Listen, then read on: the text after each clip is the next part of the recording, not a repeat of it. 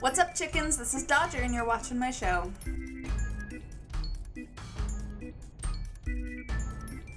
Happy Halloween! These are supposed to be cat ears, but I really just feel like an elephant that has really small ears.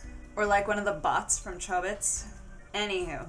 So I was going through some stuff today on YouTube, and I saw that about 8 million different people have a segment called First Impressions.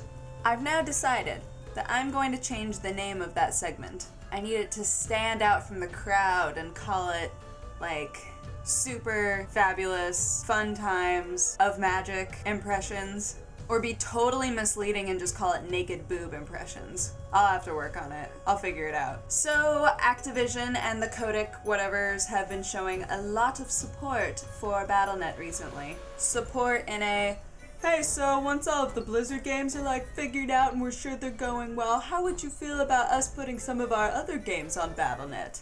Sort of way. Insert creepy eyebrow wiggle here. BattleNet has its own problems without putting all of the other kids in the playpen. I'm not saying it just because I find Kotick upsetting.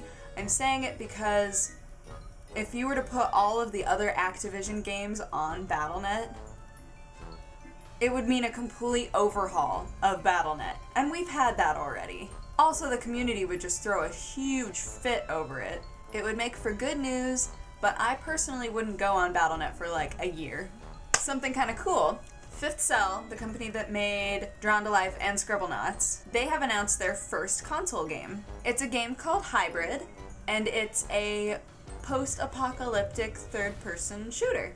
Except you shoot people with paints and sparkles. No, really, it's actually just a shooter. They have a teaser website up right now establishing 2 separate sides within the video game, neither of which apparently are humans. They refer to humans as a subspecies almost. While this game is obviously very different from the other types of games that they've made, they want to keep their rep up about having really interesting gameplay and mechanics and doing things in a way that people haven't thought of before, so they're promising us that their third-person shooter is gonna play totally differently from any other third-person shooter we've ever played. Well, suddenly I'm interested. Thanks, Fifth Cell. Considering how many first-person and third-person shooters are out there, a revamp would be really nice. Team Fortress 2 is coming out with an update with a holiday Halloween boss monster thing that terrorizes you on a new map. Apparently it's being called Scream Fortress. Bah! I get it. Witty. So as I said, the update will add a map. Within the map, this horseless, headless, Halloween horseman monster thing will just randomly show up and attack you. Along with the map and the new boss, there are also tons of achievements, so you should check it out and see if you can get all of them. So, remember how that PlayStation phone picture came out?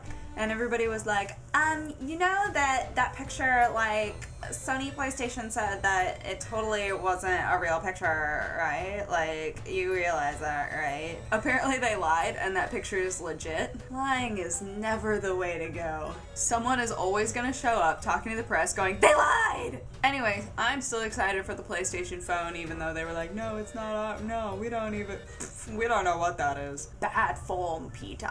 My pointless game for today, since I haven't given you a pointless game in a while, is a game called Greyhound Tycoon. Kinda explains itself. Also why it's in the pointless game section. I'll link it to you, check it out in times of extreme boredom, have fun, etc. So that's all I have today. Enjoy your Halloween, be safe and comfy. If you have an idea for a new name for my first impression segment, you should leave it in the comments. And if I don't like any of them, well, the internet better just watch out. Thanks for watching. I'll see you guys later. Talk to you on Sunday. And